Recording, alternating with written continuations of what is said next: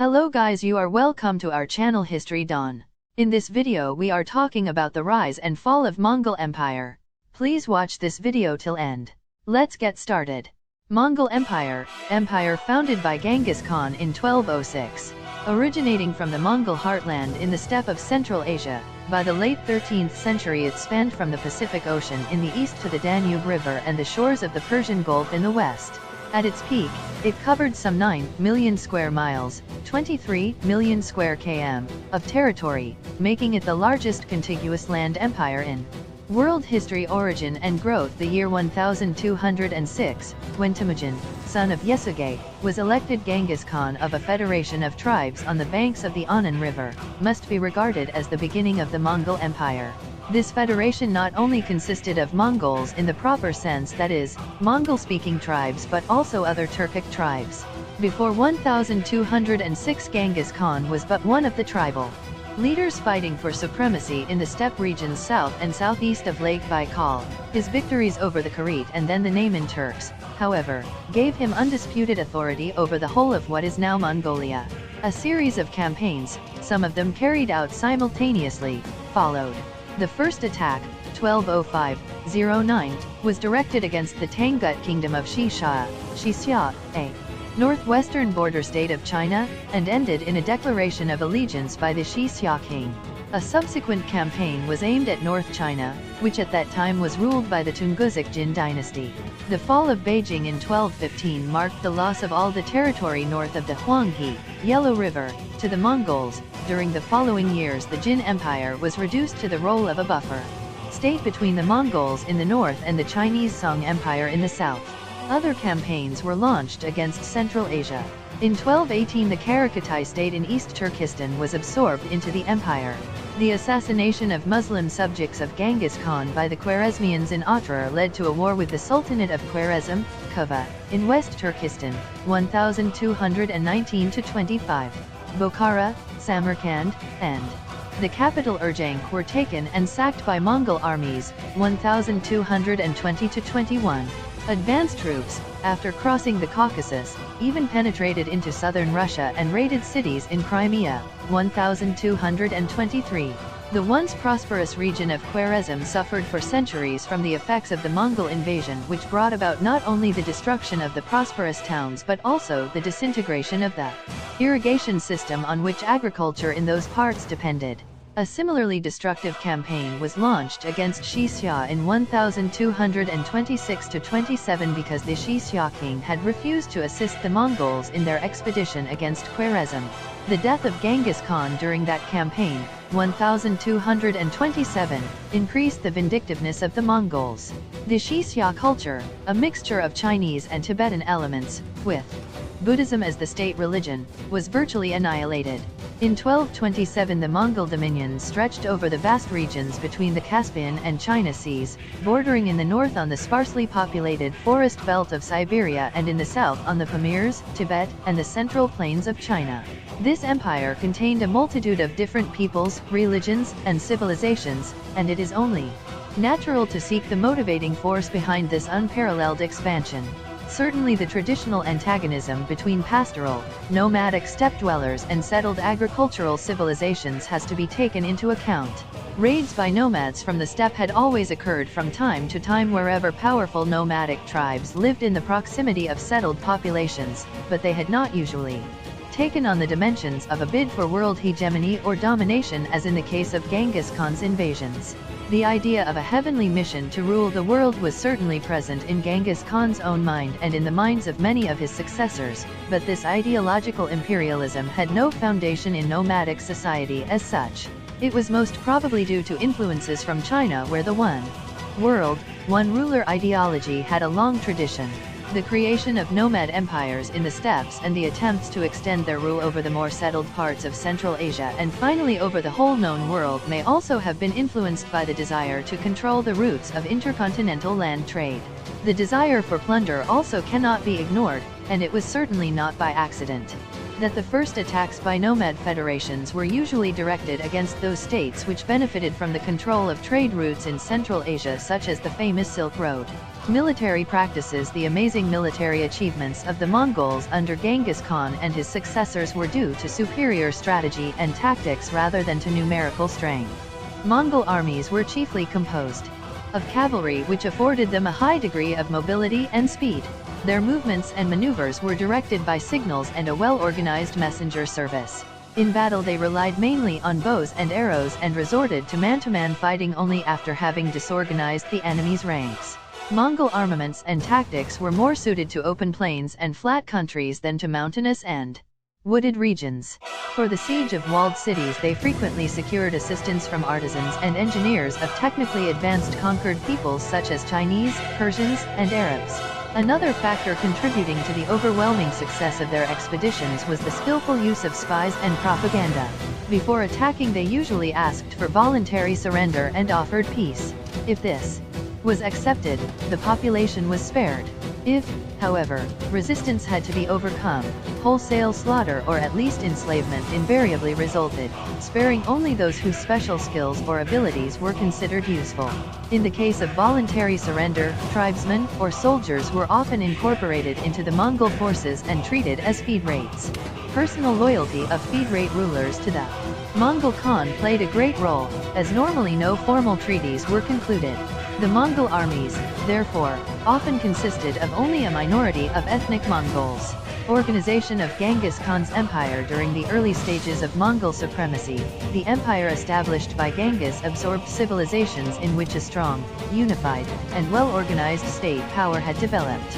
The social organization of the Mongols was, however, characterized by pastoralism and a decentralized patrilineal system of clans. Antagonism existed between a society of this nature and the subjugated advanced civilizations, between a relatively small number of foreign conquerors and a numerically strong conquered population. In the early phases of conquest, the Mongols usually attempted to impose the social structure of the steppes upon their new subjects. It was customary for the Mongols to enslave a conquered tribe and to present whole communities to distinguished military leaders as a sort of personal appanage. These slaves became sooner or later an integral part of the conquering tribe. In the conquered areas a similar procedure was adopted. Groups of the settled population, usually those living in a certain territory, became the personal property of Mongol military leaders who exploited the local economic forces as they liked. No use was made of the existing state machinery or bureaucracy, and the former political divisions were entirely disregarded. Nor was there any attempt to organize the numerous local Mongol leaders who enjoyed a high degree of independence from the court of the Khans. Ruthless exploitation under strong military pressure was therefore characteristic of the early phase of Mongol domination, which may be said to have lasted until about 1234, some 7 years after Genghis Khan's death. Empire. The highly hierarchized military organization of the Mongols had no political or administrative counterpart. The influence of the counselors, who were appointed by the Khan regardless of their nationality, was nevertheless great. It was a former Jin subject, the Katanyelu Chukai, 1190–1244, a man of high talents with an excellent Chinese education, who dissuaded Genghis from converting the whole of North China into pasture land. Other counselors were Uyghurs, and for some time the Uyghur language was as much used in the court chancery as Mongol. The Uyghur script was also adopted for writing Mongol. The oldest known document in the Mongol language is a stone inscription carved in approximately 1224. The economy of the conquered areas was not properly organized during the period of conquest. The abolition of highly organized governments gave an opportunity for the exploitation of local production by the Mongol appanage holders who relied to a great extent on non-Mongol tax farmers. There was no single financial system for the whole empire or even for large parts of it. The absence of civil organization at the top, the great independence of the various appanages, and the high priority accorded to military affairs had a strongly disintegrating effect and were, at least in the early phases of Mongol rule, detrimental to economic progress and prosperity. The Mongol Empire was, under Genghis and his successors, not yet a state in the normal sense of the word but a vast agglomeration of widely different territories held together by military domination. As the empire grew through new conquests after Genghis's death, the same pattern repeated itself. A period of military, and at the same time decentralized, rule marked the first stage. of Mongol domination. The result was a noticeable variation of practice within the empire. Newly conquered areas were still subject to direct exploitation, bearing the imprint of a nomadic and military mentality, but, in those areas which had been subjugated earlier, attempts were made to build up a state machinery and bureaucracy in order to consolidate Mongol rule. This was done mostly in accordance with the traditional administrative system of the individual territory. This general tendency, together with the absence of an original Mongol concept for ruling a settled population, accounts for the entirely different development that occurred in various countries. This resulted in an empire that may not have been Mongol but was a Chinese, Persian, or Central Asian empire with a Mongol dynasty. This trend was expressed more in some locations than others because the absorptive power of the various civilizations differed in intensity. In China, for instance, the Mongols could maintain their rule better than elsewhere because the strong Chinese tradition of centralized state power supplied a stable framework of governmental organization. The original absence of a state concept on the part of the Mongols is reflected in the ruling clan's attitude to the empire. The empire was considered to be not the Khan's personal property but the heirloom of the imperial clan as a whole. Already in Genghis's lifetime the empire was divided among his 4 favorite sons into ulus, a Mongol word which denotes the supremacy over a certain number of tribes rather than a clearly defined territory. Tului, the youngest, received the eastern part, the original homeland of the Mongols, together with the adjacent parts of North China. Ogadai became ruler of the western part of the steppes, modern northern Xinjiang and western Mongolia. Chagatai received the lands of Karakatai, modern northern Iran and southern Xinjiang. The eldest son, Jaki, followed by his son Batu, ruled over southwest Siberia and West Turkestan, an area later known as the territory of the Golden Horde. To these 4 Mongol empires a 5th was added when Hulagu, a son of Tului, completed the conquest of Iran, Iraq, and Syria and became the founder of the Ilkhanid dynasty in Iran. The unity of the Mongol Empire was therefore from the beginning undermined by disintegrating factors, and the history of the empire after Genghis's death may consequently be subdivided into 2 periods, the first being characterized by relative unity in the empire ruled by a great Khan who was recognized by all branches of the royal clan, the second showing a more or less complete independence of the separate empires, which thereafter had no common history. The period of relative unity, 1227 to 60, after the death of Genghis Khan, a Kurultai, also spelled Kurultai, General Assembly, of Mongol nobles was convoked in order to elect the new Great Khan according to traditional custom. Jaki, the eldest of Genghis's heirs, had predeceased his father by 6 months, and the law of primogeniture was usually observed by the Mongols. Chagatai, the oldest surviving son, was passed over, however, and Ogadai was eventually appointed Great Khan, 1229 to 41. His residence was Karakoram, on the Orhan River in central Mongolia, whence he directed his campaigns. Yeluchukai continued to act as his chief advisor, and Chinkai, a Kharit Nestorian Christian, served as head of chancery. Ogadai himself is described in contemporary sources as a man of stern temper, energetic but given to pleasure, and a heavy drinker. His campaigns, like those of his father, were carried out simultaneously under generals acting independently in the field but always directed by orders emanating from the Khan himself and transmitted by a messenger system covering practically the whole of Asia. In East Asia a war was launched against the remnant of the Jikun Jin state in North China. The Jin emperor found himself in a hopeless position because he was attacked from both sides. During the preceding century, the Jin had taken North China from the Song, but the Song subsequently allied themselves with the Mongols. In 1234 the Jin capital of Kaifeng fell through a combined attack by Mongols and Chinese. Aizong, the last Jin emperor, committed suicide. Campaigns in the west in 1236 new campaigns were launched against the west, apparently with the intention of subjugating Russia and even Eastern Europe and adding them to the ulus allotted to Batu Khan. The empire of the Volga Bulgars was annihilated in 1237–38, a victory which opened the way to Russia proper. Central and northern Russia at this time consisted of city-states and independent princedoms which fell one by one to the fierce attacks of the Mongol armies. The Mongol advance toward the Baltic Sea was brought to a standstill only by the Russian winter. The rich trading center of Novgorod was thus one of the few Russian towns not to be sacked. Resistance in Russia ceased after the fall of Kiev, December 1240. Further raids hit Poland, Galicia, and Volhynia. Advance parties even reached Breslau, Wrocław, in Silesia. A joint force of German and Polish knights under Duke Henry II of Silesia suffered a crushing defeat near Legnica, April 9, 1241, but the Mongols preferred not to penetrate farther into central Germany. Instead, they turned south in order to join forces with their armies operating in Hungary. The attack on Hungary did not come as a surprise to King Bela IV. The Kipchaks, a Turkic nomad people in southern Russia, had been subject to Mongol rule, but under their chieftain Kudin, a great part of them had fled from the Don and Dnieper steppes into Hungary and placed themselves under the protection of the Hungarians. Bata claimed that the Kipchaks were his vassals and asked the King of Hungary to send them back to Russia, announcing his intention to fight Hungary if his request was not granted. When he received no reply, he sent his southern army against Hungary. This army, led by Subutai, an able general, succeeded in defeating the Hungarians at Moe in April 1241. King Bela IV was forced to flee into Croatia. It does not seem that the Mongols ever intended to establish themselves permanently in Silesia and Moravia. In Hungary, however, they began to create a nucleus of Mongol administration and even struck coins, some of which have survived.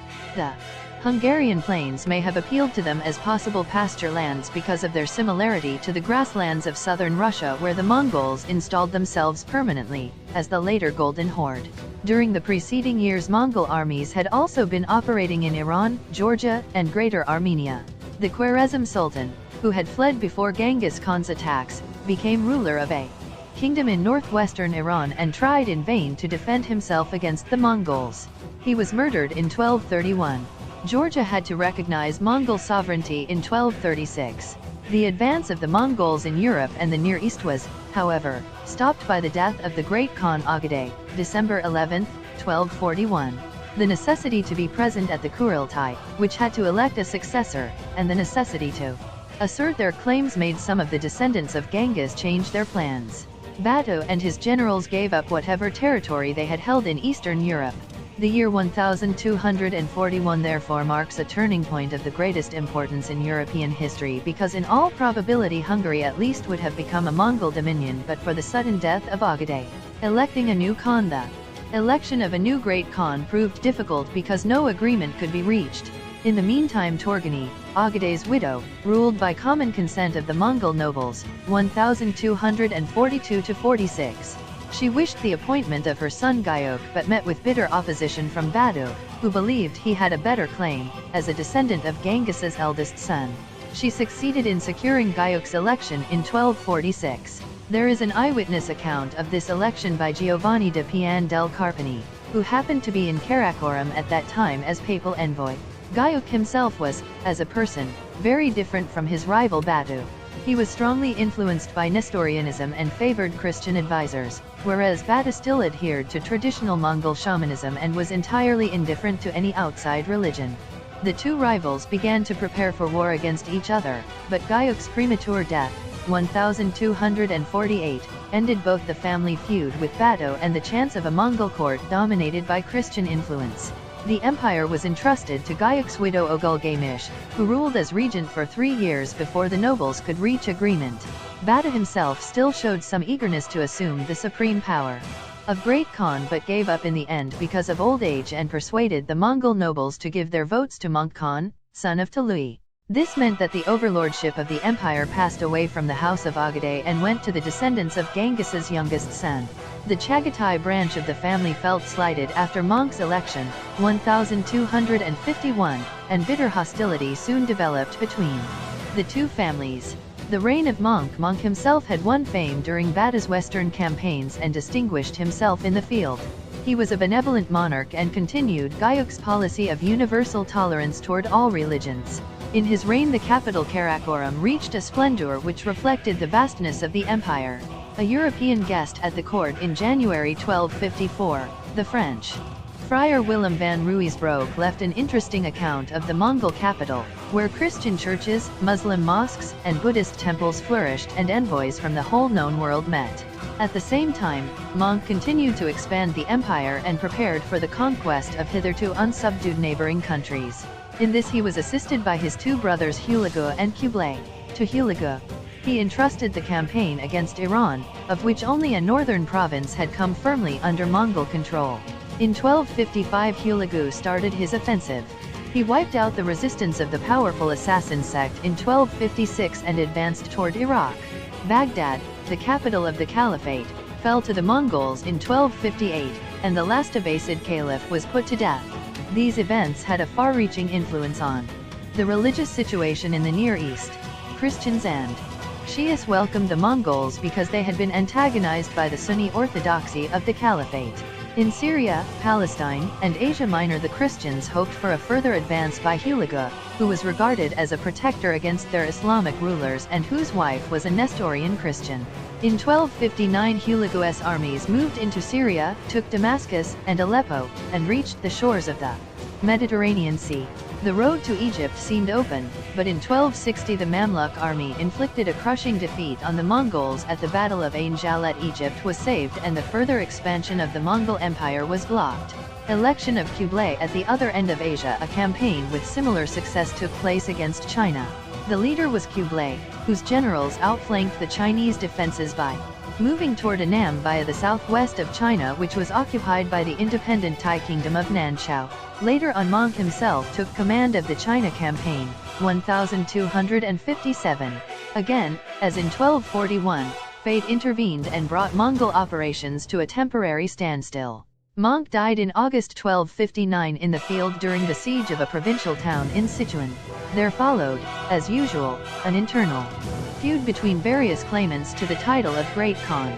Kublai secured his own election while still in the field, 1260, but his younger brother Erigbaj proclaimed himself Khan in Karakoram. Hulagu was too far away and moreover too immersed in his Syrian campaign to exert any influence over the election. He seems, however, to have favored Kublai, and these two brothers at least remained friendly, although, or because, Kublai's dominion was so distant and his overlordship therefore more or less nominal.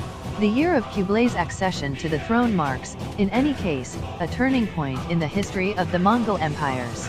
In theory Kublai was, as Grand Khan, the ruler of an empire stretching from China and Korea to Iran and southern Russia, but the diversity of the subjugated countries made itself more and more felt. Kublai came to regard himself as a Chinese emperor more than anything else, and similarly the other dominions developed on lines which were less and less Mongol.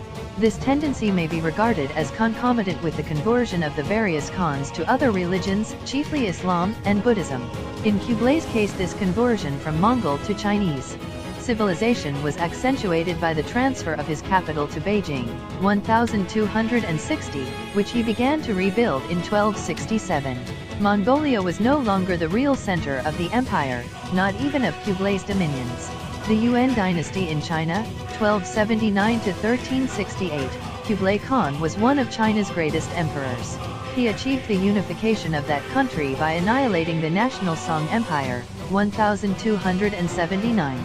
Contrary to former custom, he treated the deposed imperial family well and forbade his generals from resorting to indiscriminate slaughter.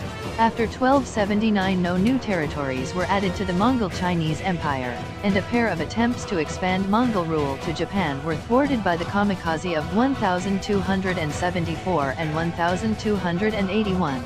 None of the later Yuan emperors reached the stature of Kublai.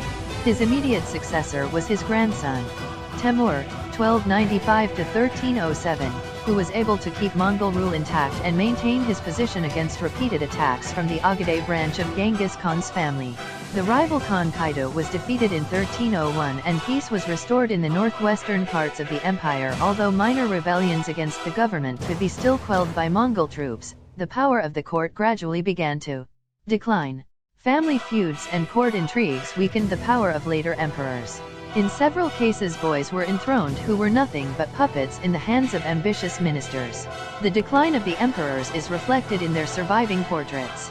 The influence of Chinese culture made itself more and more felt at court and among some of the Mongol nobility, although other Mongols remained hostile to everything Chinese.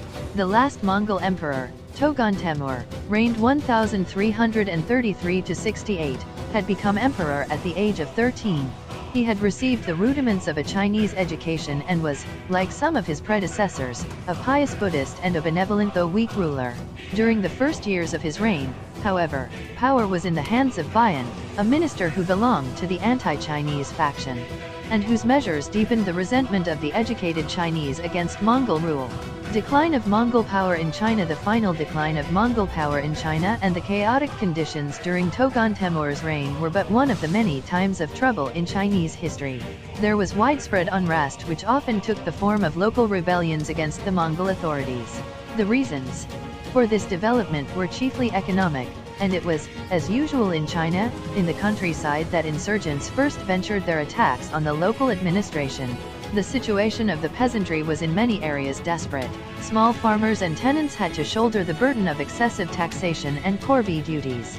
The arbitrariness of Mongol nobles and officials caused general resentment among all Chinese. It appears that the Mongol ruling class was never able to establish satisfactory relations with the agricultural population of China. Their lack of sympathy for agricultural problems was also reflected in the Mongol legislation on hunting. The peasants were forbidden to protect their crops against game animals and had moreover to assist the Mongols in hunting expeditions which invariably caused great damage in the fields. In the large towns, relations between Mongols and Chinese were usually better than in the countryside. Conditions became particularly strained in 1351 when the government proceeded to carry out an enormous plan for water conservation in the Huanghe, Yellow River, region, which had been suffering from catastrophic floods. The leaders of local rebellions came without exception from the lower strata of society. They included salt smugglers, petty officials, sectarian leaders, monks, and shamans. In the southeastern provinces, agriculturally the richest and therefore most ruthlessly exploited region of the whole empire, rebellions were particularly numerous. The province of Zhejiang had for centuries been the greatest rice surplus area, and Beijing, with its sizable population, had always been dependent on supplies from this region. When the lines of communication between north and south were cut by rebellions, the situation in the capital became precarious. The paper money on which the currency was based became entirely valueless, and the treasury was soon depleted. This again impaired the military efforts of the government. It is a remarkable feature of the history of these years that at first the various rebellions, occurring independently of each other, were not motivated by nationalist feeling among the oppressed peasants but were directed against the upper classes regardless of their nationality. Contemporary sources provide abundant evidence that the Chinese gentry had as much to fear from the insurgents as had the Mongols. This explains why so many Chinese continued to assist the government. They apparently preferred the harsh rule of the foreigners to the violent popular movements of their compatriots. These rebels committed atrocities which for a number of years proved a great obstacle to a more widespread uprising. Gradually, however, more and more educated Chinese were won over to the cause of the rebels, who in their turn learned from them how to tackle the problems of administration and warfare. The most successful rebel leader was the former monk Zhu Kongba. Born to a family of poor peasants, he showed more energy, patience, and military talent than his rivals.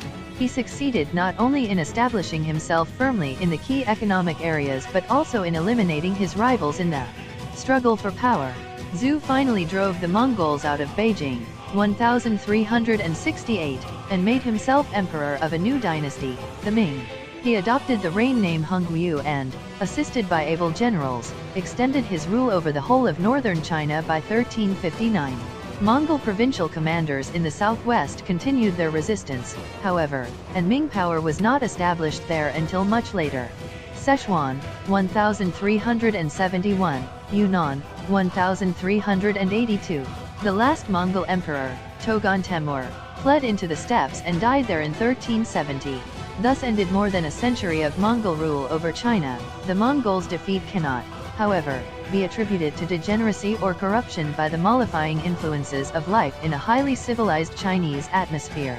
Subsequent events showed that the Mongols had lost nothing of their military vigor, and they remained a menace to the northwest Chinese frontier. A realization of this potential danger possibly made the Hongwu emperor at first establish his capital not in Beijing, which was more or less a frontier town, but in the heart of China, in Nanjing, where he had set up his residence already in 1364. Zhu Kongba's rise to imperial power and the re-establishment of Chinese Rule led to the elimination of political and economic activity not only among the Mongols but also among the many non-Mongol foreigners who had held office or made fortunes as merchants under the Mongols. Those foreigners who chose to stay in China changed their family names and gradually became assimilated. Foreign religions such as Islam and Christianity lost their privileges. Christianity was, in fact, completely wiped out as a consequence of the strong nationalist feelings of the Chinese. Effects of Mongol rule. The general impact of Mongol domination over China is difficult to assess.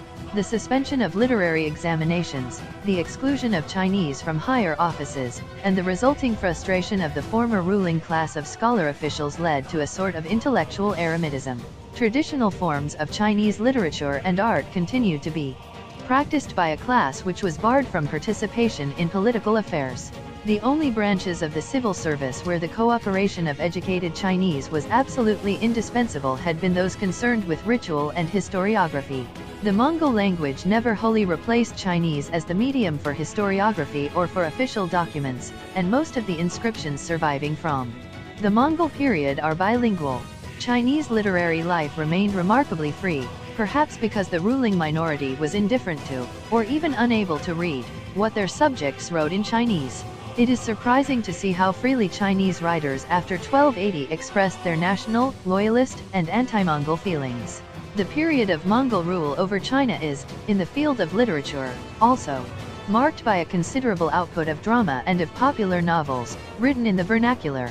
This phenomenon is, however, not directly connected with Mongol rule, for it is difficult to visualize a Mongol audience in front of a Chinese stage. A social cause, the growing influence and prominence of the merchant class, may have been instrumental. The traders and merchants were among the very few groups in the population who actually benefited from Mongol rule. Another such group comprised the priests of non-Chinese religions, Islam, Christianity, Judaism, who enjoyed the exemption from taxes which was customary in China for the Buddhist and, to a lesser extent, the Daoist clergy. The Mongols themselves, at least at court, gave up their traditional forms of worship and became to a great extent converts to Tibetan Buddhism, which was already flourishing in China under Kublai Khan. The growing influence of Tibetan Buddhism can be seen in the increasing number of Mongols who were given Buddhist names derived from Tibetan. Chinese Buddhism, on the other hand, remained on the whole hostile toward the Tibetan clergy, who were despised not only for their creed but also for being a favorite ally of the invaders. Furthermore, many Chinese Buddhist monasteries were strongholds of Chinese traditional culture. The same is true of Daoism. Although the Daoist clergy had originally been granted the same privileges as the Buddhists, the Daoist religion had already under Kublai begun to suffer from official persecution, chiefly perhaps because the Buddhist clergy regarded Daoism as a dangerous rival and because Daoist sects and monasteries were, not without justification, looked on as centers of secret activities and unbridled nationalism. All things considered, it may safely be said that Chinese civilization as a whole was influenced surprisingly little by Mongol rule. It was, however, responsible for a certain deviation from accepted standards of ethical behavior as far as the law and government were concerned. The autocratic and totalitarian features of China under the Ming Dynasty are perhaps to be attributed to the fact that the country had been under barbarian rule for more than a century. The Mongols themselves, taken as a group, remained largely aloof from Chinese culture. A number became proficient Chinese scholars, however, and their poems and calligraphy were on par with native Chinese. The later emperors, after some initial efforts under Kublai, encouraged translations from Chinese into Mongol, and the earliest specimens of printing in Mongol were produced in China. Most of these translations are now lost as a consequence of Ming nationalism, but the few existing fragments, mostly Buddhist texts, are of the highest importance for the history of the Mongol language. The Mongols were expelled from China in or soon after 1368. For the next 2 centuries they lived in Mongolia just as they had before their conquests, a warlike nomad people with only a few traces of their long sojourn among the Chinese. Later history of the Mongols. For several centuries after 1368 the Mongols were confined to their original homeland in the steppes, but the memory of their past grandeur and of their domination over China led to intermittent attempts to regain their lost position. The Ming emperors on the other hand regarded the Mongols as their subjects and Mongolia as a part of their empire. The history of the Mongols in these years is, apart from the usual feuds between rival clans, dominated by their relations with China. The early Ming emperors tried repeatedly, but without lasting success, to occupy the plains of Mongolia. In 1388 Tokas Temur, grandson of Togon Temur, was defeated by a Chinese expeditionary force in northeastern Mongolia near Lake Bir. A generation later, in 1410, another Chinese expedition reached the Annan River and defeated Aljay Temur, reigned 1403–12. Aljay later lost his hegemony to the Waray clan. The power of the Warays reached its height in the mid-15th century when Esenteji, reigned 1439–55, launched a campaign against the Ming Empire, 1449. Essen succeeded in capturing the Ming Emperor Zhengtong and took him as a prisoner of war to Mongolia. He even besieged Beijing, but the stubborn resistance of the Chinese garrison, together with dissension in the Mongol camp and skillful Chinese diplomacy, brought about a turning of the tide. Mongol empires in Central Asia. The Chagatai line of Genghis Khan's family had received the Ulus consisting of the former Karakatai Empire stretching east of Lake Bakhash, including the whole Tarim Basin as well as Transoxania and Afghanistan. Their empire had a predominantly Turkic population, and there the traditions of the steppe remained much stronger than in the contemporary Mongol Empire in China. The civilization of the Muslim oasis dwellers influenced the nomadic character of the Chagatai Empire only to a very limited degree, and the expansionist tendencies inherited from the earlier rulers made themselves repeatedly felt. The history of the Chagatai Empire seems rather confused because there are few reliable sources. Even the reign dates of the Khans cannot always be ascertained. From 1267 to 1301 the Chagatai Empire was subject to Ogaday's descendant Kaidu, and it was only after the fall of the latter that the Chagatai Khans regained their independence. In foreign policy the Chagatai Empire was notable for its continuous attempts to conquer India by way of Afghanistan and the Punjab Plain. The conquest of India had been one of the aims of Genghis himself but was soon abandoned in favor of other campaigns. The Chagatai rulers on various occasions sent their armies through Afghanistan into India, chiefly because on all other frontiers relatively stable states the Yuan Empire in the east and the Il Khan state in the west prevented a policy of aggression. This left the south as the only promising direction of attack. For several decades the Mongols remained a dangerous enemy for the Muslim sultans of Delhi. The Mongol invasions from Afghanistan became particularly fierce under Duwa Khan, 1301–05, and the Delhi Sultan al-Din Khalji was able to defend his capital only with great difficulty against the Chagatai expeditionary forces.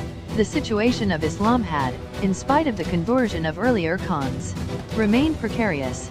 When, after a short period of internal stability, 1301–25, the Khan Tarmasharan again adopted Islam, 1326, there followed a temporary division between the eastern and western parts of his empire. Some sources even state that Tarmasharan was murdered by the adherents of Buddhism and shamanism because of his conversion to Islam. Under Tughlaq Temur, 1347–63, the empire was reunified, but his successors were mere puppets. Actual power lay in the hands of the Amir Timur, Tamerlane, 1336–1405, who continued the Chagatai rule although he was not a Mongol himself. The influence of Chagatai Turkish had become very strong during the 14th century, but Mongol was still used as an official language in the Turfan region as late as 1369. In Timur's reign, however, the Chagatai Ulus had effectively ceased to be a Mongol empire and had become a Chagatai and Islamic state. Nevertheless, there remain to this day traces of Mongol rule over Afghanistan. The Moal people still speak a Mongol dialect with some archaic features dating back to the period of the Mongol conquest in the 13th century. Persian supplanted Mongol and, to a certain degree, even Chagatai Turkish as the official and literary language. Another kingdom which, though ruled by the descendants of Genghis Khan, must be regarded as basically Chagatai was that of the Shabanid dynasty. Shaban, a son of Jichi and a grandson of Genghis, ruled over the territories east and southeast of the Ural range. One of his descendants, Abu Elgar, reigned 1428–68, made himself ruler of the Uzbeks. His grandson, Muhammad Shaybani took Bokhara and Herat from the Timurids, and his descendants continued to rule in Bokhara until 1599. Other branches of the same family, such as the Nogai Khans and the Astrakhan Khans, ruled over parts of Transcaspia. All of these states were Mongol only insofar as their sultans were patrilineal descendants of Genghis. Otherwise they showed no Mongol features at all. Their language was Chagatai Turkish, their culture Islamic with a strong admixture of Persian elements. The Khanate of Kava was from 1512 in the hands of the Shaybanids, and its last Khan, Abdallah, was deposed by the Soviet government as late as 1920, although Russian domination had already been established over the whole region in the 1860s and 1870s. The Ayal Khans in Iran, the Ulus of Hulagu, were from the beginning in a peculiar political situation as a consequence of the religious tendencies of the Mongol rulers in Iran. The negative attitude of Hulagu toward Islam and his attack against the Caliphate led to a breach with the Golden Horde in southern Russia, where Berk, Bada's brother, had adopted Islam. The Ayal Khans, regional Khans, in Iran, on the other hand, remained at first loyal allies of the great Khan Kublai in China, whereas Berk supported the pretender Aragbaj who rose against Kublai. Hulagu remained hostile toward Egypt, the chief Islamic power in the Near East, so that the alliance between Berk and the Mamluks in Egypt, concluded in 1261, followed almost naturally. For the first time in history a Mongol ruler allied himself with a foreign power against another Mongol. Even European powers became partners of this political constellation. The Christian states of Tripoli and Acre, founded by the Crusaders, enjoyed the protection of the Pope and the kings of France. It is therefore not surprising that in Rome and Paris the Ayal Khans were regarded as potential allies against Islamic Egypt. Hulagu's son Abagha succeeded his father in 1265. Abagha's wife was a Byzantine, a daughter of the Emperor Michael VIII Palaeologus, and he tried to establish closer political and military ties with the Holy See, England, and France through the Nestorian patriarchs whom he favored greatly. His repeated attempts to conquer Syria and Egypt, however, failed conspicuously, as no cooperation with Byzantium or the Christian powers could be effected. Abagha died in 1282, and under Arghun, 1284–91, who was himself inclined toward Buddhism, the tolerant policy toward the Christians was continued. He, too, favored the Nestorians and sent the Nestorian ecclesiastic Rabban Bar Sama as his ambassador to Europe in order to establish closer contact with the Christian powers. Bar Sama went first to Byzantium and then to Paris, where he was received by Philip the Fair, 1287. In Bordeaux he met King Edward I of England, and in Rome he was granted an audience by Pope Nicholas IV, 1288. No tangible results followed, however. Arghun's subsequent letters to Philip of France, 1289, and to Pope Nicholas IV, 1290, are documents of great linguistic and historic interest. In domestic affairs, Arghun relied greatly on the services of the Jewish physician Sad al-Dawla, who was appointed Inspector General of the Treasury in 1288.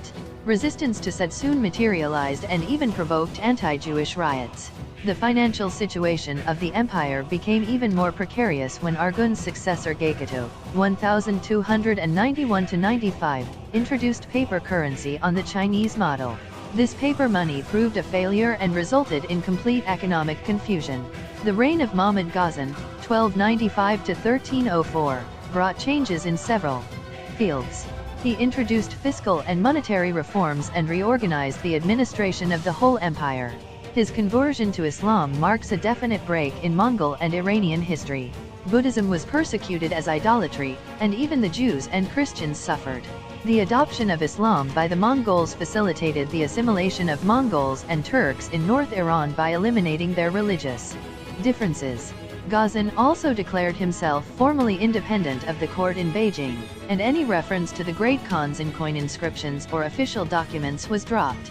He no longer called himself Ayal Khan but Khan in order to underline his sovereignty.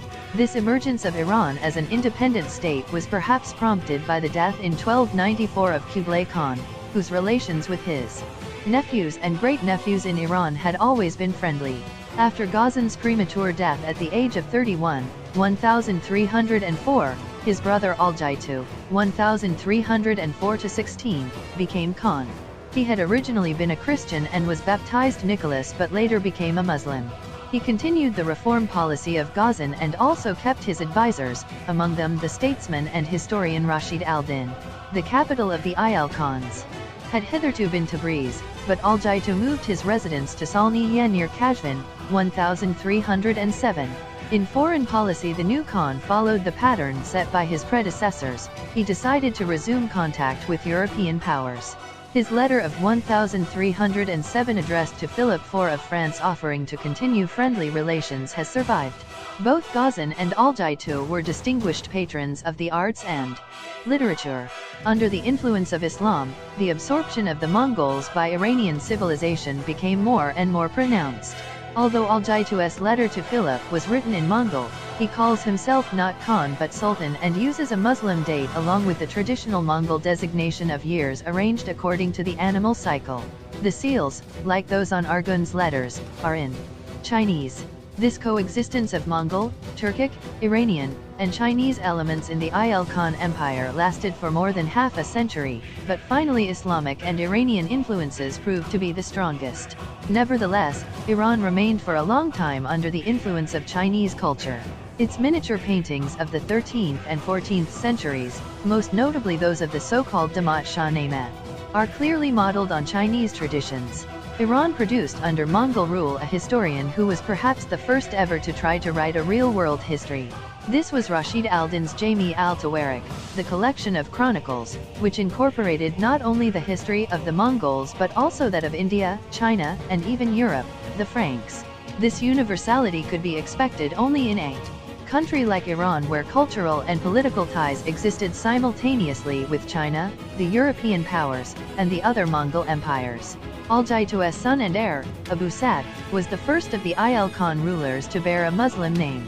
As he was only 12 years old when he came to the throne, 1317, actual power remained largely in the hands of local emirs. There followed 2 decades of internal struggles and gradual disintegration. When Abu Sa'd died childless in 1335, the Ayal Khan Empire practically ceased to exist as a political unity.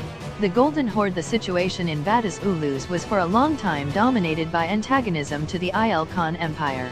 For more than a century the rulers of the Golden Horde, or Kipchak Khanate, tried to occupy the Caucasus and advance into Iran. This led to an anti-Persian alliance with Egypt. In the economic field, too, relations between the Golden Horde and Egypt developed remarkably, and a flourishing sea trade carried goods between the two countries.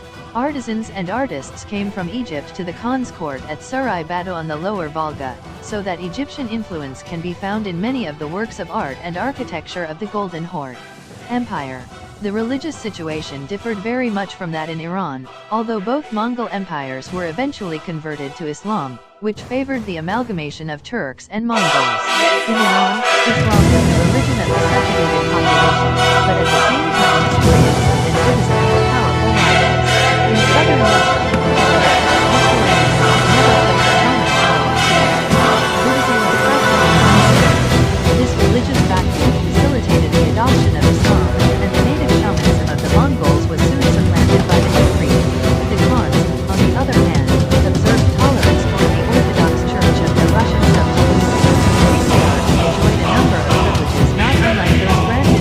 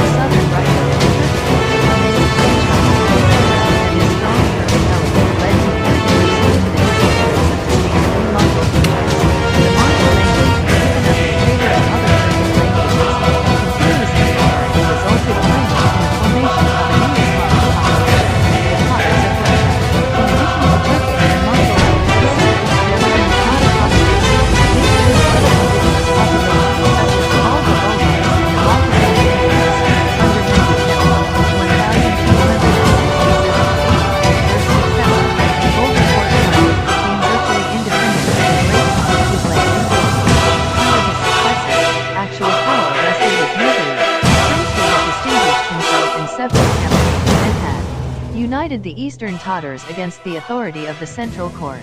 His pretensions finally led to war and his defeat in 1299 by the legitimate Khan Takhtur, 1290–1312. Under Uzbek 1312–42, the political power of the empire reached its peak, and Islamic culture flourished under the energetic ruler whose name survives to this day in that of Uzbekistan. He also granted to Ivan I of Moscow the title of Grand Duke for his services as a collector of tribute from the Tatars, a measure which strengthened the predominance of Moscow in Russia.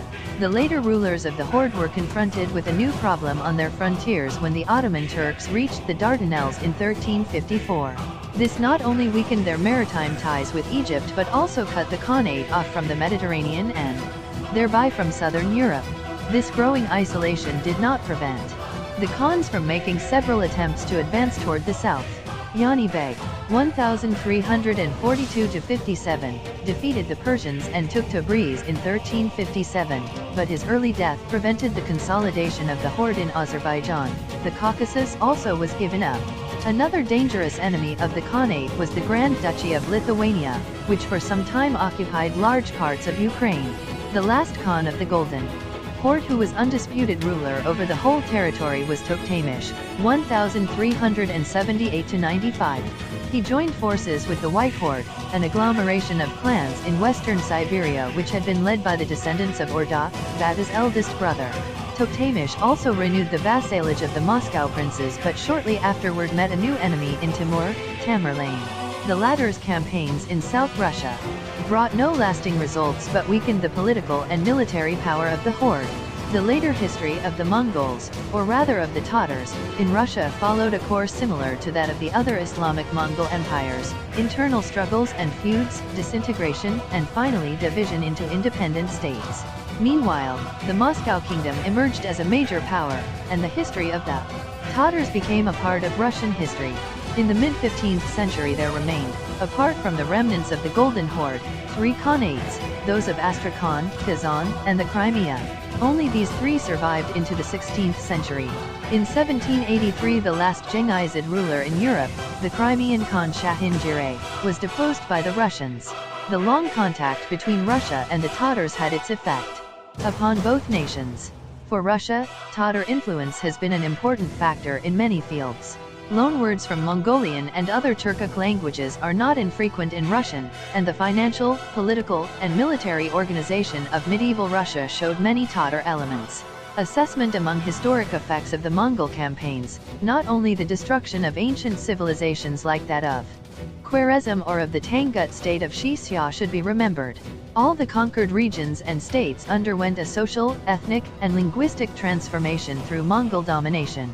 On the other hand, Mongol imperialism for some time during the 13th and 14th centuries favored contact between East and West, and many elements of material culture were transmitted from Eastern Asia to the West, and vice versa. At this time Europe and Asia had. If you enjoyed this video, please subscribe our channel and like and share your thoughts in comment box.